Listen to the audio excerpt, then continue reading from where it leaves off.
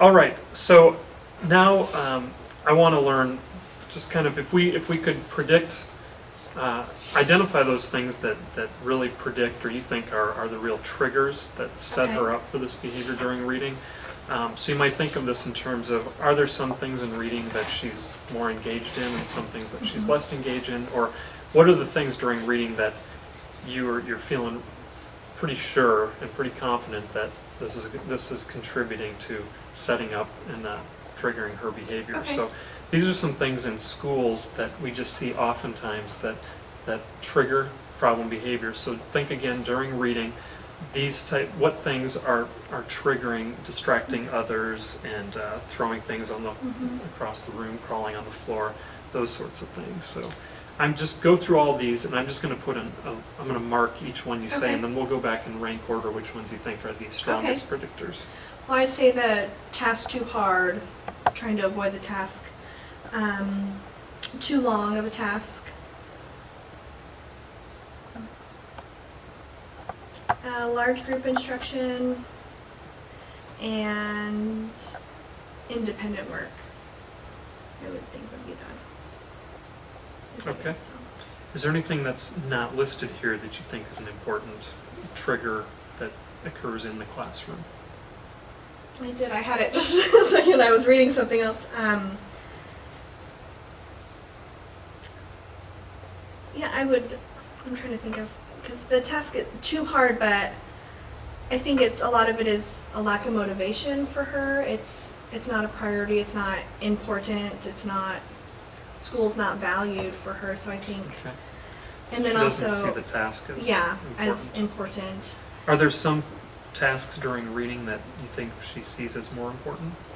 When she gets to read independently with me, she does great when she wants you to focus on her all day, all the time, and just her.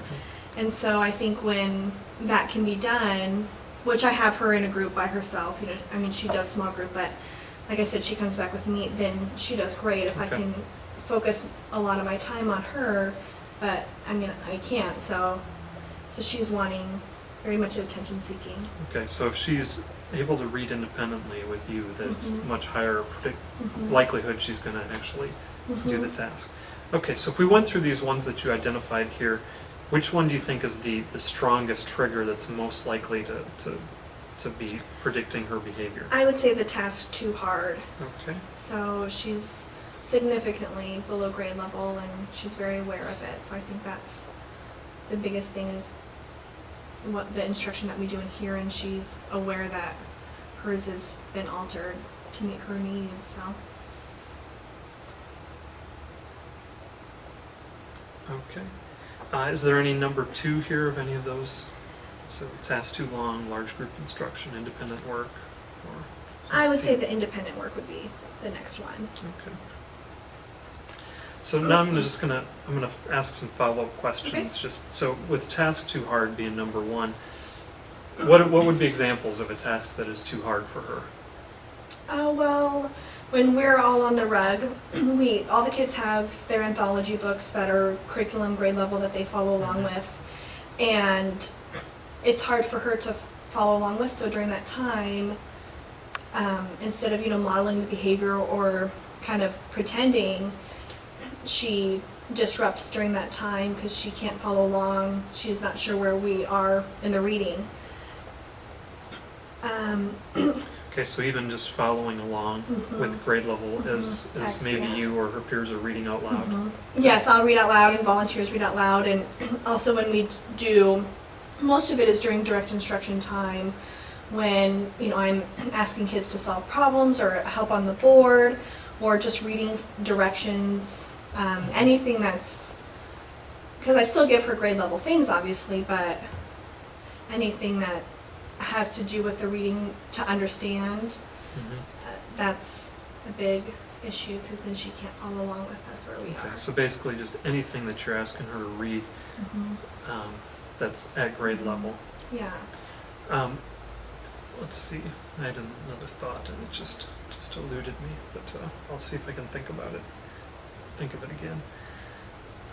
And so independent work,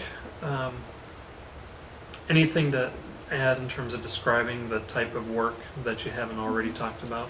Well, her independent work is different than the student during their reading time. Each kid has a different type of independent work that they work on, and she has work that's intended for her, but then it becomes a problem of her finishing it because she doesn't want the other kids to know that she's working on something that's not the same as what they're working on. Okay, that was what my question was going to be. Oh, okay. So you're differentiating Mm-hmm. the assignments and for her, but she's also sensitive about Right. being And different it's the from the same other when she students. comes back here in the reading group. And I mean, even those kids that are in her same reading group, again, with the making fun of and the bullying, it's hard to have her in a group with other students that are at her level because she picks on them while we're trying to work and read with the group. So I end up having to work with her independently, Mhm. or one-on-one, I should say.